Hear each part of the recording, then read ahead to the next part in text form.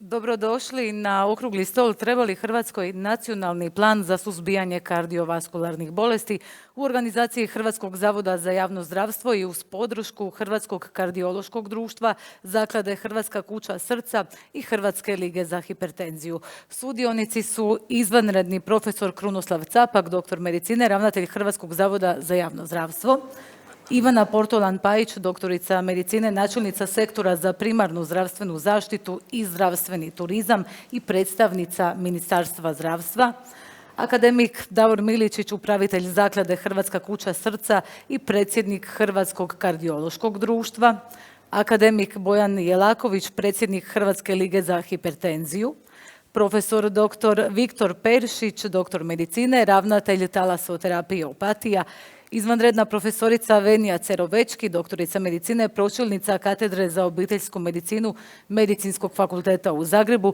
i primarius Verica Kralj, doktorica medicine, specijalistica epidemiologije i voditeljica odjela za srčano-žilne bolesti, Hrvatski zavod za javno zdravstvo. Lijepi pozdrav svima, zahvala na dolasku. Doktore Capak, ja vas lijepo molim za početak da kažete nekoliko uvodnih riječi o značaju kardiovaskularnih bolesti, ali i inicijativi uvođenja nacionalnog plana za suzbijanje kardiovaskularnih bolesti koja je predstavljena u svibnju ove godine u Europskoj komisiji.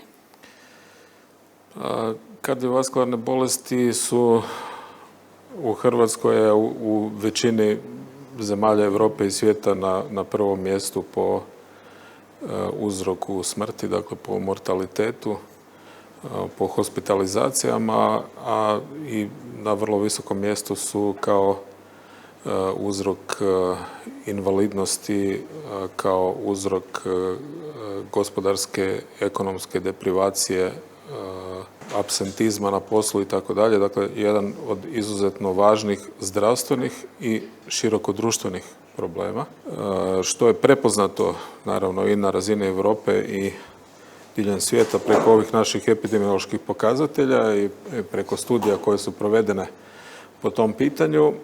I stoga je inicijativa na razini Europe da se na tragu izrade plana za rak, koji je usvojen na razini Europe, a donijela ga i Hrvatska, da se pokrene izrada plana za kardiovaskularne bolesti, a izrada plana je zapravo jedan strukturirani pristup borbe protiv neke bolesti ili skupine bolesti, koji onda omogućava jedan široki pristup, dakle koji onda osigurava i financijske, infrastrukturne, instrumentalne, logističke i sve druge pretpostavke da se stvarno strukturirano pristupi borbi protiv neke bolesti. Stoga ja mislim da je logično da i Europa, a i da Hrvatska krene tim smjerom, da se izradi jedan takav plan koji bi omogućio onda, naravno tu onda uključuju se onda i drugi resori koji su važni u podršci borbe protiv tih bolesti, a ovo je dakako jedan interdisciplinarni problem gdje trebaju svi drugi resori sudjelovati i edukacija i gospodarstvo i transport i svi ostali, dakle preko sprečavanja tih rizičnih čimbenika koji dovode do kardiovaskularnih bolesti. A sama diskusija i donošenje takvog plana nam donosi onda i to da oni sudjeluju u tome i da i oni osjećaju taj ownership ili vlasništvo nad tim planom, što nam onda pomaže u efikasnoj borbi protiv te bolesti ili tih bolesti. U diskusiji sa kolegama, a kao što vidite to je puno šire, tu su prisutne i druge institucije i druga stručna društva. Mislim da je jako važno da se u Hrvatskoj pristupi izradi jednog takvog plana. Ono što ćemo mi svakako napraviti, što je već bilo pitanje tijekom pres konferencije, koji je sljedeći korak, dakle to je da se sa ove razine, sa razine ovog okruglog stola i sa razine Hrvatskog zavoda za javno zdravstvo pokrene jedna inicijativa. A imamo ovdje prisutno i Ministarstvo zdravstva koje će nam onda u tome pomoći da se dogovorimo kako i na koji način pristupiti izradi jednog takvog plana, koji su rokovi, koje su financijske mogućnosti, okviri i tako dalje. Dakle, to je svakako potrebno mi ocjenjujemo da je potrebno i kroz ove diskusije koje su do sada provedene se vidi da je to jako važno i potrebno i nadamo se da ćemo vrlo brzo uspjeti pridobiti sve ostale dionike i aktere u tom procesu da počnemo s time. Spomenuli ste koji je sljedeći korak, koje smo korake već napravili, odnosno koje programe prevencije koji se provode i koji su se provodili kroz Zavode za javno zdravstvo? Dakle, postoji čitav niz programa. Mi do sada nismo imali plan za kardiovaskularne bolesti, ali svojevremeno je bio donesen jedan širi plan za kronične nezarazne bolesti. To je bilo u vrijeme kada nije bilo obveza da se donesu i financijski resursi koji su za to potrebni, ali svejedno postoje li financijski resursi ili ne, bitno je da postoje smjerovi, bitno je da postoje neki na papiru stavljeni smjer kojim treba ići. U tom slučaju onda sve što se donosi kad se bilo što planira može poslužiti, taj plan onda može poslužiti da se ide tim smjerom, dakle da se krene tim smjerom. Mi smo donijeli ovaj plan za rak koji u svojoj implementaciji tek treba zaživjeti. Tu su brojne aktivnosti, brojni resori koji u tome trebaju, a tu ima i naravno čitav niz aktivnosti koje su vezane uz financijsku podlogu. Dakle, nadamo se da će to zaživjeti i krenuti. A postoji naravno čitav niz nacionalnih akcijskih planova koje smo i mi donijeli za druge bolesti. Između ostalog, ja sam se prije nego što sam postao ravnatelj bavio sa zdravstvenom ekologijom, pa mi smo također donijeli jedan nacionalni akcijski plan koji se odnosi na utjecaj okoliša na zdravlje, koji je naravno poslužio kao okvir za brojne aktivnosti koje su se provele, ali nije bilo financijskih sredstava za sve one aktivnosti koje su bile unutra provedene, a takvih nacionalnih akcijskih planova ima čitav niz. Hvala vam puno. Nadam se da financijskih sredstava za provedbu ovog programa neće nedostajati. Kakvo je dakle stanje u Hrvatskoj? Koje su relevantne brojke o kardiovaskularnim bolestima i gdje smo u odnosu na Europu? Primarijus Kralj. Pa evo, kao što je rekao i ravnatelj, kardiovaskularne bolesti su vodeći uzrok smrtnosti u Hrvatskoj, tako i u Europi, vodeći uzrok pobola. Ono kad se mi uspoređujemo sa europskim zemljama, osobito sa zemljama Europske unije, tu smo zapravo dosta loši. Naše stope smrtnosti su znatno iznad prosjeka za smrtnost od prosjeka zemalja Europske unije. Većina tih zemalja ima bolje pokazatelje nego Hrvatska i ove naše susjedne zemlje, naše okruženje isto imaju bolje pokazatelje. Recimo Slovenija, ali koja je imala i nacionalni program prevencije kroz primarnu zdravstvenu zaštitu za kardiovaskularne bolesti pa već jedno 20 godina, to očito daje i rezultate. Dobro je kod nas što zapravo tih jedno 15-20 godina mi imamo pad pokazatelja smrtnosti, ali još uvijek smo zapravo iznad prosjeka. Dakle, neophodno je poduzeti nekakve sustavne aktivnosti tipa tog nacionalnog plana koji bi zapravo na taj strukturirani, sveobuhvatni način pokrio sve segmente koji su potrebni da bi došli do boljih pokazatelja. Dakle, prvo od prevencije, kako se uvijek reče, od primarne prevencije, sekundarne probira, ranog liječenja i rehabilitacije. I potaknuti ovim što je i Europska unija dala podršku ovom prijedlogu Europskog nacionalnog plana i zapravo poziva zemlje članice da svaka sukladno svojoj stvarnosti, svom stvarnom životu i potrebama i mogućnostima napravi takav nacionalni plan. Htjela bi se još samo nadovezati ovo što ste pitali za programe prevencije kroz Zavode za javno zdravstvo. Ne postoje možda nekakvi koordinirani sustavni programi, ali postoje koordinirane sustavne javnozdravstvene aktivnosti, pogotovo kad govorimo o bolestima srca i krvnih žila. Recimo 2000. godine s kardiološkim društvom i zapravo obilježavamo te dane srca i to je u početku krenulo u malom obimu, da bi to sad zapravo bilo kroz cijelu državu, svi sustavi, svi zavodi za javno zdravstvo na svom području rade i neke druge dane, Svjetski dan nepušenja, sve što je vezano zapravo uz čimbenike rizika, ali osobito taj Svjetski dan srca je nekako aktivnost koja je prihvaćena na cijelom području naše države. Vratit ću se još kratko na brojke, posljednje podatke koje imamo su oni za 2020. godinu.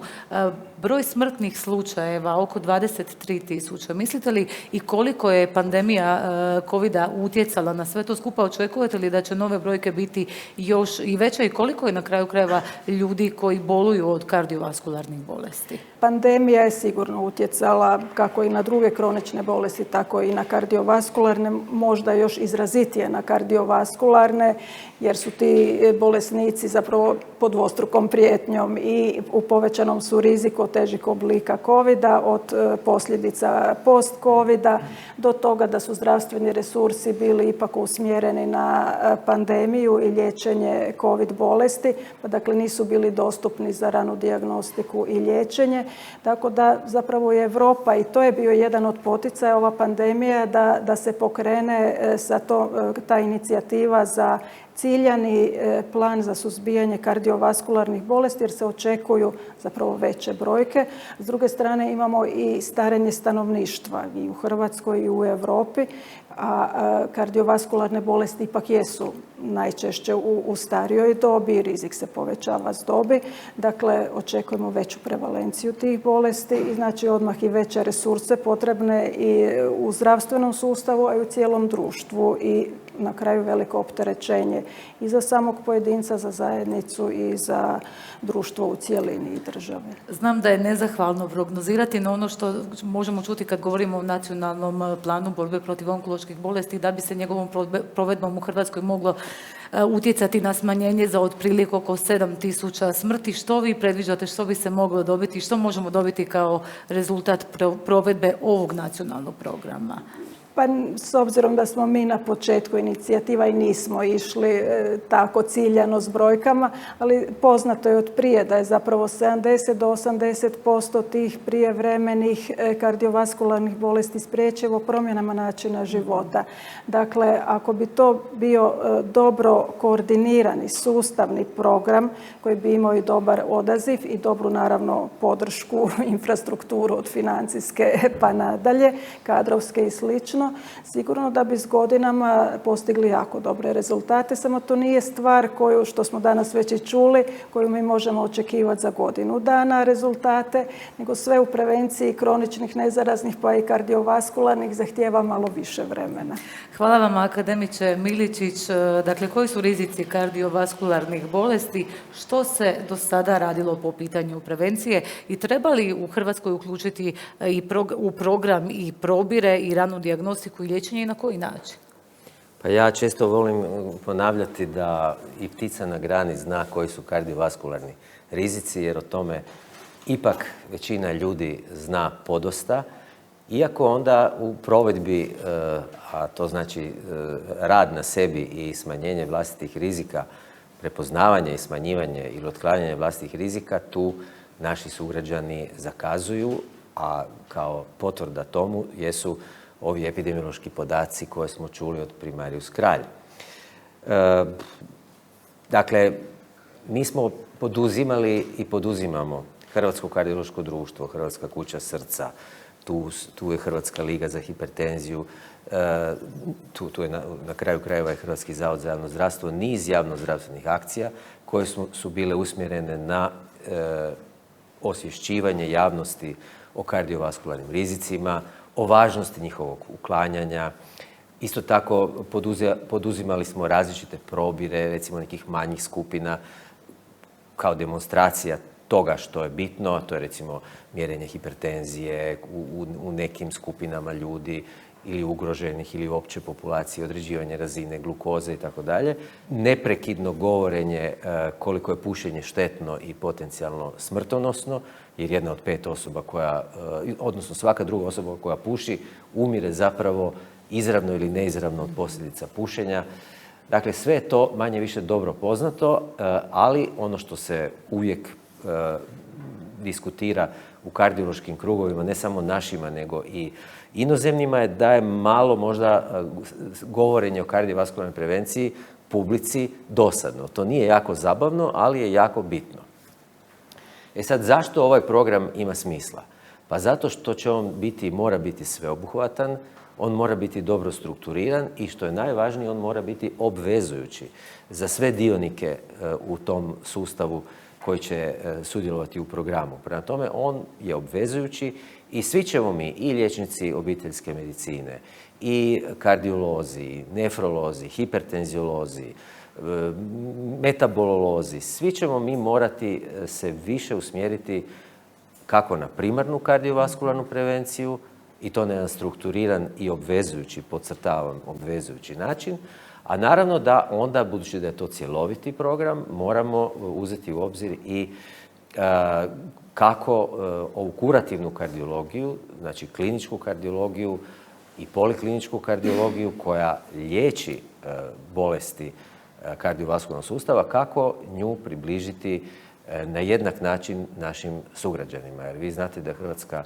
zemljopisno dosta složena zemlja i da nisu svi u Republici Hrvatskoj u jednakoj mogućnosti da pravodobno ili onako kako bismo mi željeli, recimo, budu liječeni u nekim akutnim stanjima kao što je akutni infarkt miokarda i slično, ali da nije dostupnost kardiologa podjednaka diljem Hrvatske, pa onda taj program, odnosno taj nacionalni plan bi svako trebao uključiti i to, premda je naša kardiologija na jednoj vrlo visokoj europskoj razini.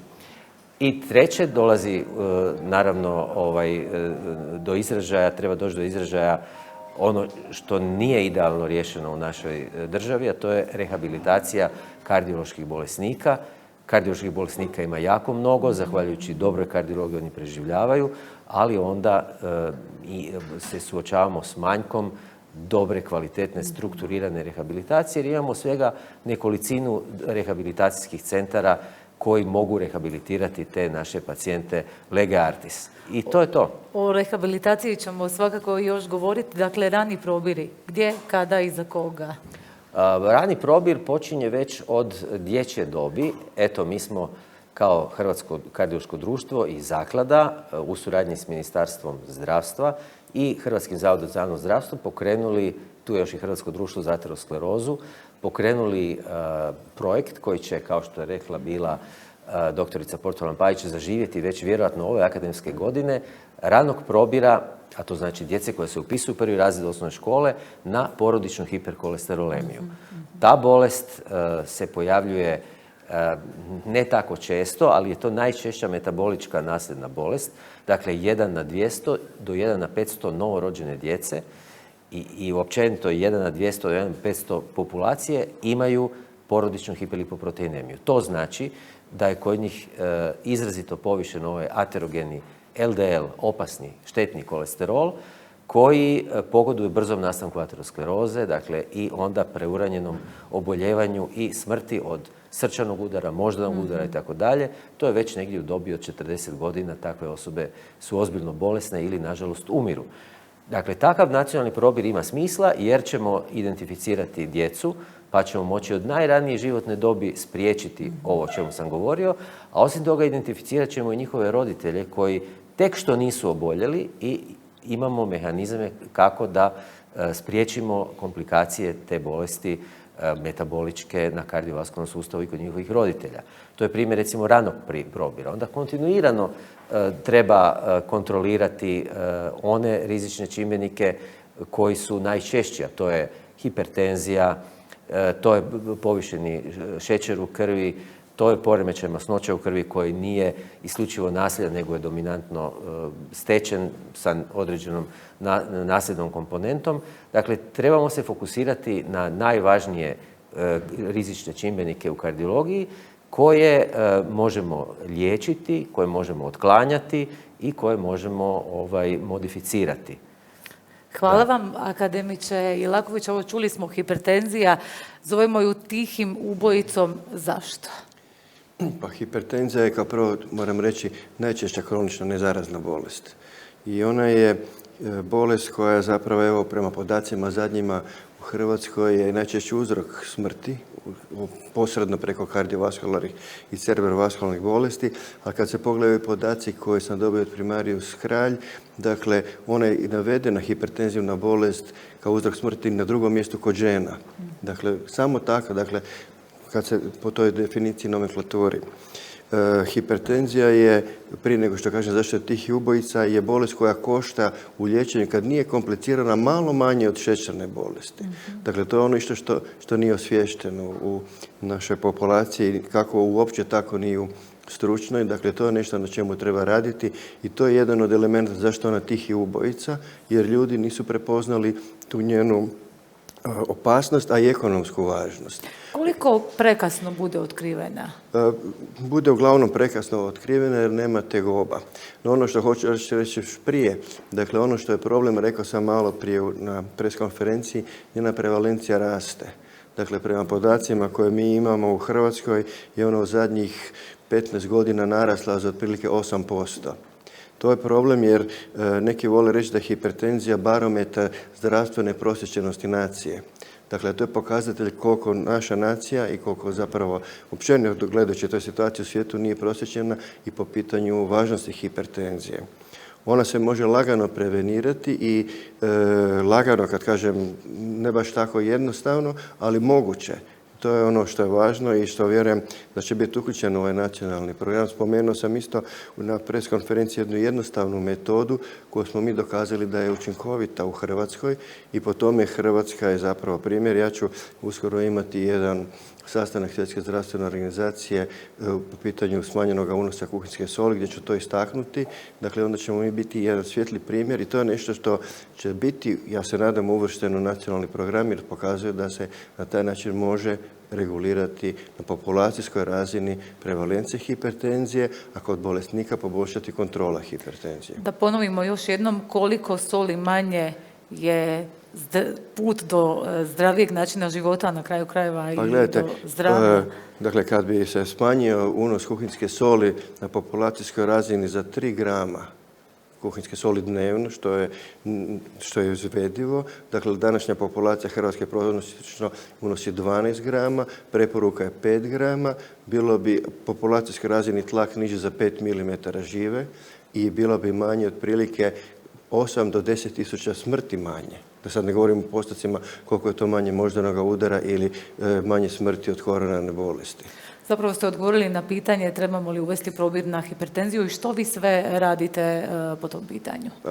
Isto kao mi vrlo usko surađujemo Hrvatsko društvo za hipertenziju, Hrvatsko kardiološko društvo godinama i provodimo akcije nekada zajedno, nekada posebno. Dakle, radi se na edukaciji populacije. To je teško jer ljudi teško mijenjaju navike, teško vjeruju da moraju uzimati lijekove zbog bolesti koja ne boli.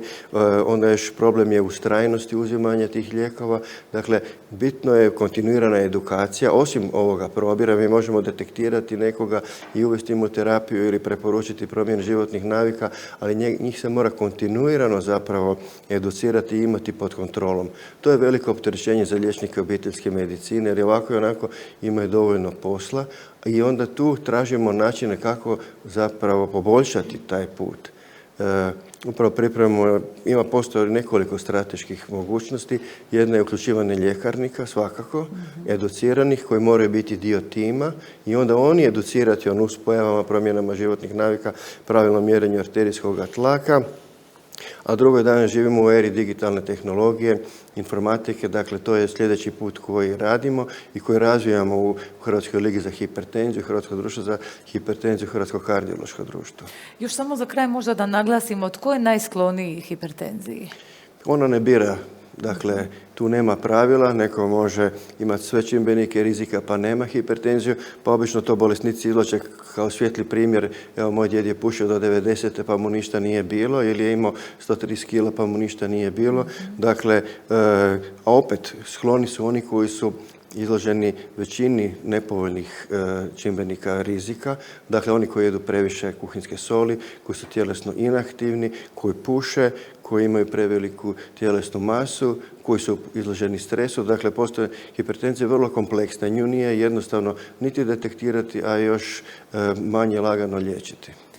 Profesore Perišiću, kod vas svi ti ljudi dođu nakon što se dogodilo nešto loše po pitanju njihovog zdravlja i kardiovaskularnih bolesti. Što je dakle s rehabilitacijom i kakav sve proces te ljude očekuje nakon preboljenja i nakon recimo srčanog infarkta? Pa rekao bih da rehabilitacija nije samo rehabilitacija nakon kardiovaskularnih bolesti sa osobito Rebrom imamo i suradnju o posttransplantacijskoj rehabilitaciji u bolesnika s ugrađenim mehaničkim crkvama. Dakle, postoji široka indikacijska lista onih koji dolaze. U Hrvatskoj je takvih preko 21.000 kada ih stavimo svih na papir. Trenutno zapravo godišnje svi zajedno rehabilitiramo oko 3.000 ljudi. Mi smo zapravo sve ono što bi rekao da možemo ispilotirali na različitim razinama. Dakle, želja nam je da dostupnost rehabilitacije se poveća. Da bi se ona povećala zapravo ona bi trebala biti na nekoj drugačijoj razini uređenosti, sasvim sigurno ne preskupo i da bi se mogla implementirati u praksi. To je ono što popularno zovu u Europi home-based ili community-based rehabilitacija. Dakle, 21 županija, svaka bi trebala imati jedan regionalni centar. Da li je nužnost i da li je za očekivati da će jedan liječnik kardiolog raditi u njemu isključivo na tome? Vjerojatno ne. Radimo na jednom programu koji zapravo bi, skoro treba ugledati svjetlost dana, da na jedan profesionalan način dajemo informatički suport tim centrima koji se zapravo trebaju dogoditi. Pilotirali smo Dubrovnik, opću bolnicu, gdje smo zajedno sa općom bolnicom otvorili jedan njihov regionalni centar za rehabilitaciju i Istarske domove zdravlja, gdje smo zapravo sa kolegama u Istarskoj županiji na isti način otvorili jedan takav centar za rehabilitaciju i sad mentoriramo zapravo i istok Hrvatske, odnosno Osijek, odnosno Orahovicu, gdje bi trebao doći jedan rehab centar za taj dio Hrvatske. Ali da bi naučili one koji bi u tome trebali sudjelovati, pokrenut 15.9. će biti pokrenut natječaj za poslijediplomski studij na Medicinskom fakultetu u Rijeci, sportska i rehabilitacijska medicina, koja će dati temelje onima koji trebaju naučiti nešto više o tome.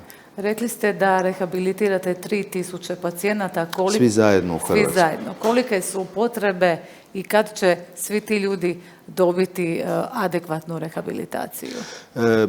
Priča o tome mogla bi trajati sat vremena, sasvim sigurno ne bi bilo dovoljno.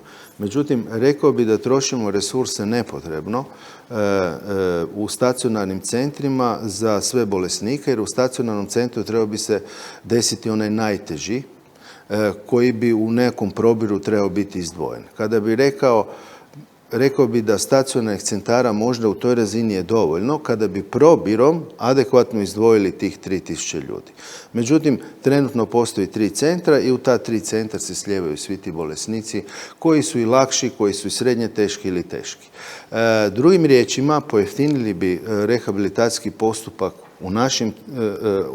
u našem slučaju zapravo znatno, jer bi se kod nas liječili samo oni koji trebaju ležati, a u regionalnim centrima bili bi oni koji to mogu obaviti u nekakvim svojim kućnim uvjetima u regiji u kojoj žive. U svakom slučaju na preskonferenciji istaknuli ste, dakle, svi ukupno rehabilitirate 3.000 pacijenata, a potrebe ima njih više od 20.000. Preko 20.000, da. To su brojke koje su svima dostupne i one su jasne.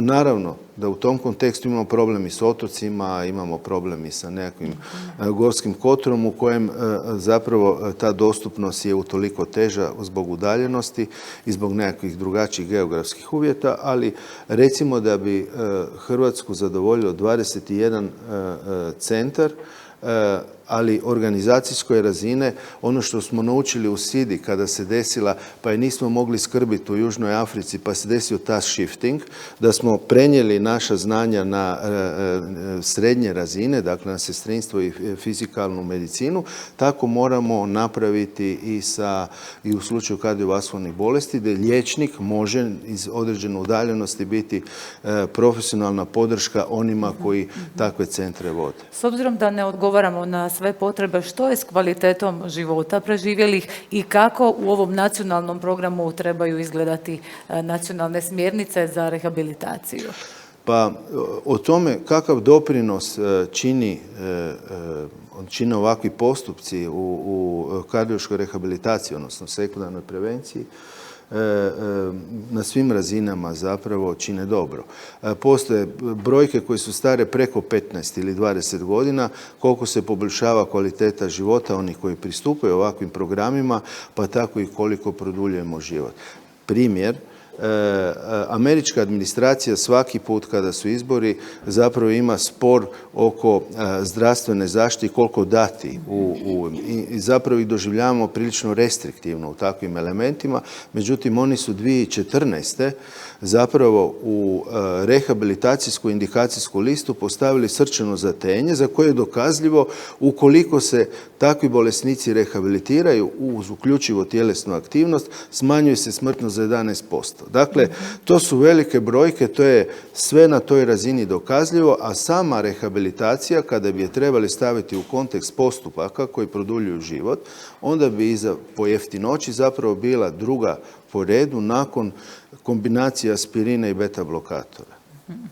Hvala vam, profesorice Cerovečki. Jesu li liječnici obiteljske medicine na prvoj liniji obrane i zašto je važno da se potencijalni kardiovaskularni bolesnici prvo jave upravo vama? Ja bih rekla da je ordinacija obiteljskog liječnika mjesto susreta liječnika i pacijenta. I zapravo obiteljska medicina nudi jednu blagodat kontinuiteta skrbi. Zašto je to bitno? Bitno je jer daje mogućnost jako lijepog uvida ne samo u bolesti, nego i rizike za određene bolesti i zapravo ta činjenica obiteljskog liječnika, kažem, čini nužnim u očuvanju kardiovaskularnog zdravlja i liječenju kardiovaskularnih bolesti. Kada vam se dakle trebaju javiti potencijalni kardiovaskularni bolesnici? Pa kao što sam rekla, liječnik obiteljske medicine svojim uvidom u pacijenta ima uvid i u njegove rizike. Da li će to biti rani probire, kao što je akademik Miličić rekao, ima kliničkih stanja koja zahtijevaju radne probire, da kako da to treba implementirati u rad obiteljskog liječnika, ali zapravo i sve one preventivne aktivnosti koje se naslanjaju na preporuke i smjernica ovdje za prevenciju kardiovaskularnih bolesti i zapravo nacionalni plan očuvanja kardiovaskularnog zdravlja, reforma zdravstva su pravi optimalni trenutak gdje bi se zapravo ti profesionalni i organizacijski aspekti usaglasili i imali jedan zapravo zajednički stream u prevenciji kardiovaskularnih bolesti. Kad govorimo o organizacijskim aspektima, ono što često možemo čuti od liječnika obiteljske medicine je da su preopterećeni administracijom, da je previše posla. S druge strane, pacijenti kažu zovemo ih, ne javljaju se i tako dalje. Koliko se zapravo liječnici obiteljske medicine uopće u praksi stignu baviti prevencijom i koliko je razvijena među lomovima svijest da bi trebali, pogotovo u kontekstu ovog nacionalnog plana o kojemu govorimo? Preopterećenost administracijom nije izuzeće hrvatskog zdravstvenog sustava. Dakle, taj problem imaju sve evropske zemlje. Pa ako se okrenemo oko sebe, evo naši prvi susjedi oplemenili su tim obiteljskog liječnika. Kako? Prvo, dostatnom specijalističkom izobrazbom obiteljskih doktora. Tamo se zaista ne može obiteljska medicina raditi bez specijalizacije, što u Hrvatskoj, moram reći, očekujemo od svakog drugog liječnika obiteljske medicine.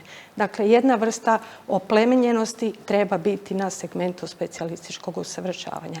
Drugi element koji mislim da je jako bitan je dodijeliti timu obiteljskog liječnika dostatno obrazovanu medicinsku sestru koje će liječnik obiteljske medicine dio preventivnih aktivnosti moći kroz timski rad delegirati i onda kroz jedan integriran, individualni, interdisciplinarni pristup u jednoj ustanovi koja se zove Dom zdravlja ponuditi nutricionistu, kineziologa, psihologa, da zapravo jednim zajedničkim dogovorom s pacijentom napravimo plan za očuvanje kardiovaskularnih bolesti, očuvanje kardiovaskularnog zdravlja, a poslije i liječenja kardiovaskularnih bolesti. U svakom slučaju svi zajedno možemo i moramo bolje, je li tako? Tako je, možemo i moramo. Preduvjet je kolaboracija i prepoznavanje zapravo potreba pučanstva i osposobljavanje naših pacijenata da bi čuvali svoje zdravlje i znali se nositi sa svojom bolešću.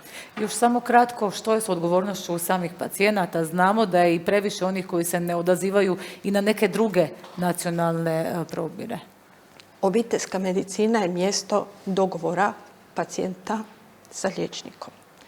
Liječnik preporuku daje, preporučamo pacijentima da preporuku slijede. Ako ju ne slijede, ono što je sljedeća rečenica, odgovornost preuzimaju za loš ishod. I to treba pacijentima zapravo dobro izverbalizirati, jer ta košarica odgovornosti je nešto što ne praćenjem uputa liječnika oni zapravo preuzimaju na sebe i onda te neželjene zapravo ishode u liječenju ili prevenciji, nažalost, moramo reći, preuzimaju oni. Hvala vam, doktorice Portolan-Pajić. Koliko je važna edukacija građana kroz javnozdravstvene akcije o važnosti prevencije kardiovaskularnih bolesti? Evo, prije svega htjela bih pozdraviti inicijativu ovog okruglog stola i zahvaliti se Hrvatskom zavodu za javno zdravstvo na ovoj inicijativi i svima sudionicima koji su dali doprinos na ovom okruglom stolu. Važnost edukacije je svakako vrlo velika. Reforma zdravstva koju najavljuje ministar zdravstva, profesor Beroš, u svom fokusu ima puno edukacije, puno preventivnih aktivnosti, jačanje, unapređenje, zdravstveno opismenjavanje stanovništva. Dakle, sve ono što je na tragu temelja javnog zdravstva koje je postavio dr. Andrija Štampar. Moram istaknuti da Ministarstvo zdravstva pozdravlja ovu europsku inicijativu, odnosno donošenje Europskog plana za kardiovaskularno zdravlje koju je pokrenula Europska alijansa za kardiovaskularno zdravlje koja ima brojne članice, između ostaloga i Europsku mrežu srca koja je član zaklada Hrvatska kuća srca i koja zapravo pokrenula je taj plan zbog toga što u cijeloj Europi, Europskoj uniji, pa tako i u Hrvatskoj, postoji veliko opterećenje kardiovaskularnim bolestima, predstavljaju teret i pojedincima, obiteljima, zdravstvu, ali i cijelome društvu. U skladu s time i ovaj očekivani nacionalni plan kojeg će Ministarstvo zdravstva itekako podržati i pokrenuti njegovo donošenje u suradnji sa stručnim društvima i Hrvatskim zavodom za javno zdravstvo treba biti više od promicanja kardiovaskularnog zdravlja i treba biti zapravo jedan dokument koji će uključiti mnoge resore, dakle jedan međuresorni dogovor.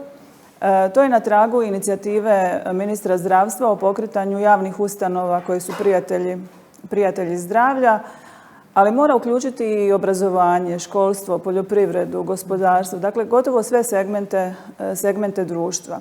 Također kroz njega treba jačati ne samo primarnu zdravstvenu zaštitu, evo o čemu je govorila profesorica Cerovečki, a u skladu sa primjerom iz susjedne nam Slovenije, već treba podržati već dosadašnje inicijative koje postoje, a to su dakle strategije smanjenja soli, smanjenja transmasnih kiselina, što je propisano Europskom uredbom koja je stupila na snagu 1. travnja 2020. godine o smanjenju transmasnih kiselina u gotovim proizvodima. Dakle, puno toga već imamo, ali treba napraviti jednu sintezu toga i napraviti jedan sveobuhvatni, strukturirani plan prevencije i suzbijanja kardiovaskularnih bolesti na nacionalnoj razini. Postoje li zakonske mjere koje bi mogle smanjiti broj kardiovaskularnih bolesti? Pa postoje mnogi pokušaji, primjerice jedan od njih je uvođenje restrikcije pušenja, pa znamo kako je to završilo. Treba svakako edukacijama više djelovati na te behavioralne rizike, znači na nezdravu prehranu, nedovoljnu tjelesnu aktivnost, pušenje, smanjiti pušenje u populaciji, pa i na ove rizike koji su najvažniji rizici, čimbenici razvoja kardiovaskularnih bolesti, arterijska hipertenzija, ali povišeni kolesterol te dijabetes. Za neke od njih postoje takozvani paneli koje koriste liječnici obiteljske medicine, kao što su paneli za dijabetes, za arterijsku hipertenziju, kroničnu opstruktivnu plućnu bolest. Tu se može još puno toga unaprijediti, posebno kad je u pitanju otkrivanje povišenog kolesterola u populaciji. Mi smo, evo mogu reći, ispred Zaklade Hrvatska kuća srca proveli nekoliko manjih istraživanja i aktivnosti u kojima smo samo potvrdili ono što znamo, a to je da velik broj građana ima povišeni kolesterol, kao što imaju povišene vrijednosti arterijskog tlaka za kojeg nisu svjesni, tako imaju povećane vrijednosti kolesterola. Također ne boli i nisu svjesni toga rizika koji itekako utječe na stvaranje kardiovaskularne bolesti. Hvala vam, doktore Capak. Htjeli ste nešto dodati? Pa, ja bih htio i u sklopu ove sad diskusije kolegice Portalan-Pajić o potrebi da taj plan bude izuzetno širok i interdisciplinaran, a i u sklopu mog prethodnog života gdje sam se bavio utjecajem okoliša na zdravlje ljudi, bih htio spomenuti jedan rizični faktor koji se vezano uz kardiovaskularne bolesti dosta rijetko spominje, a postaje sve važniji i važniji, a to je onečišćenje zraka. Dakle, 2013. godine je provedena jedna velika europska multicentrična studija koja se skraćeno zove HREPI, koja je pokazala da onečišćenje zraka česticama sitnim 10 mikrona i 2,5 mikrona je izuzetno važno za nastanak kardiovaskularnih bolesti, jer se pokazalo da te čestice zapravo prelaze iz pluća iz alveola u kardiovaskularni sustav i pojačavaju ili uzrokuju aterosklerozu, čega je posljedica onda kardiovaskularna bolesti, često infarkt miokarda. A onečišćenje zraka česticama je zapravo jedan puno širi problem od onoga kako mi onečišćujemo zrak, jer je to zapravo transgranični problem. Te čestice mogu jako daleko putovati i dolaze nam iz susjednih zemalja. I nije, dakle, to samo posljedica industrijskog onečišćenja, nego je to posljedica transporta, korištenja transportnih sredstava, automobila i tako dalje, a i kućnih ognjišta. Pa sad to ima jako puno aspekata o kojima bi se o tome trebalo razgovarati, za kojeg sad naravno nemamo dovoljno vremena da uđemo u to, ali sam svakako htio naglasiti da je to jako važno, jer je sa 13. mjesta 2013. godine onečišćenje zraka česticama došlo na 3. ili 4. mjesto kao rizični faktor za nastanak kardiovaskularnih bolesti. Dakle, taj utjecaj se provođenjem daljnjih istraživanja utjecaja onečišćenja zraka na kardiovaskularne bolesti povećava. I trebamo o tome također voditi brigu i dio jednog ovakvog komprehensivnog širokog plana bi svakako trebalo biti i kontrola onečišćenja zraka. Hvala vam. Dakle, probleme smo detektirali. Nedvojbeno je da Hrvatskoj treba nacionalni plan za suzbijanje kardiovaskularnih bolesti, a ja vas u tom slučaju molim još za zaključne riječi. Evo, doktorice Portolan-Pajić, krenut ćemo s vama. Možemo reći da smo danas postigli konsenzus da je Hrvatskoj potreban nacionalni plan za suzbijanje kardiovaskularnih bolesti, da će Ministarstvo zdravstva snažno podržati tu inicijativu i biti pokretač toga u suradnji sa ovim stručnim društvima i da se veselimo da to možemo započeti i na korist svih naših sugrađana i za poboljšanje zdravlja i za poboljšanje zdravstvenih ishoda liječenja kardiovaskularnih bolesti. Primarius Kralj. Pa evo, nadovezat ću se na kolegicu. Mislim da je ovo jedan dobar početak, ovaj skup za izradu ovog neophodnog plana prevencije i suzbijanja kardiovaskularnih bolesti uz neophodan intersektorski pristup. I ono što možda nismo toliko naglasili, jako je bitna edukacija cijele populacije. Jesmo kroz segmente, svaki svoj segment i vidimo da se to i radi u Hrvatskoj, ali zapravo da to bude i koordinirano i sustavno, nekakva edukacija opće populacije i zdravstveno opismenjavanje. S druge strane, isto što je važno, imati dobre podatke i to Europska unija naglašava, pokazatelje, izradu zajedničkih pokazatelja standardiziranih da se zapravo možemo uspoređivati i vidjeti rezultate onda našeg rada, kakvi su ishodi na kraju svega toga. Akademiče Miličić. Pa većina naših građana želi da Hrvatska bude dio razvijenog svijeta i da bude razvijena članica Europske unije. I jedan put k tome da zaista postanemo visoko razvijena zemlja jest i borba za zdravlje. Budući da je kardiovaskularno zdravlje prema statističkim podacima ono koje najviše ugrožava naciju, našu i mnoge druge, onda je smanjivanje smrtnosti i pobola od kardiovaskularnih bolesti trebao bi biti zapravo, jest, ali trebao bi biti više nego što jest, jedan od prioritetnih opće nacionalnih ciljeva, ne samo medicinskih ciljeva. Jel? I zbog toga želimo li poboljšati trendove, želimo li se i po tome potvrditi kao jedna visoko razvijena napredna zemlja, to ćemo najučinkovitije učiniti i u najkraćem vremenskom razdoblju ako usvojimo i počnemo sprovoditi nacionalni plan suzbijanja kardiovaskularnih bolesti, koji, ponavljam, mora biti sveobuhvatan, koji mora biti dobro strukturiran i koji mora biti obvezujući. Dr. Capak, zaključno. Pa evo, ja prvo bi se htio zahvaliti kolegama s kojima već čitav niz godina surađujemo, evo, koji su svojim stručnim pristupom i svojim argumentima doprinijeli tome da evo, stvorimo jedan konsenzus oko toga da je važno da donesemo jedan ovakav sveobuhvatan plan. A kao tipični preventivac sa 34 godine radnog iskustva ću svakako reći da je važno da to bude, da obuhvati sve segmente od prevencije do rehabilitacije taj plan, ali svakako najvažniji dio je ovaj switch to prevention, dakle da moramo prije svega djelovati na ove rizične čimbenike koji su glavni uzrok nastanka ovih kardiovaskularnih bolesti, što treba biti jedna interdisciplinarna akcija čitavog društva našega. Bez toga nećemo imati velikih rezultata. Profesorice Cerovečki. Pa evo, ja mislim da je jedan nacionalni plan očuvanja kardiovaskularnog zdravlja neophodan. Obiteljska medicina unutar tog programa je nužna i zapravo jednim individualnim, interdisciplinarnim, integriranim pristupom može ponuditi podosta rješenja. Profesore Peršić, evo, molim vas za zaključne riječi.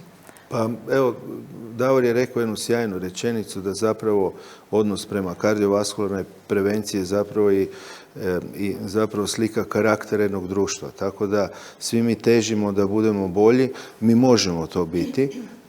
Današnja moja uloga je bila nešto više reći o sekundarnoj prevenciji i rehabilitaciji. Rekao bih kao referentni centar da možemo odgovoriti na pitanja koliko, gdje i kako i da možemo biti snažna podrška u realizaciji ovog nacionalnog plana koji naravno podržavamo. Ja vam to i želim. Akademiče, evo, vaše riječi za kraj. Mislim, meni je drago uopće da je došlo do ovog trena da razgovaramo o nacionalnom planu, jer to je nešto o čemu mi već godinama želimo i težimo.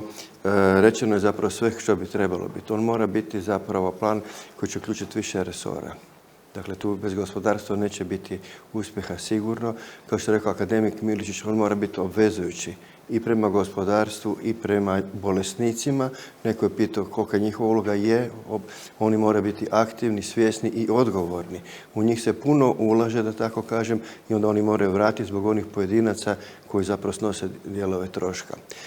S edukacijom treba krenuti rano i dakle tu ne moramo govoriti samo o sekundarnoj, primarnoj, tu trebamo upotrijebiti reći primordijalna prevencija.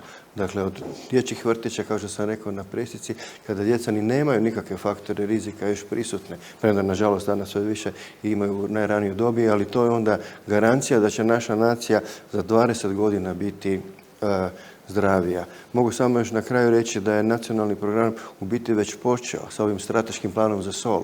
I tu smo mi pokazali da se to zapravo može učinkovito provoditi s upornošću i sad samo to treba dovesti zapravo u neke pravne formate i onda on, opet ću ponoviti tu riječ, mora biti obvezujući. Za sad je on dobrovoljni. Na kraju Svjetska zdravstvena je rekla da je to dobrovoljno, ali mi znamo da sve što je dobrovoljno ne završi dobro.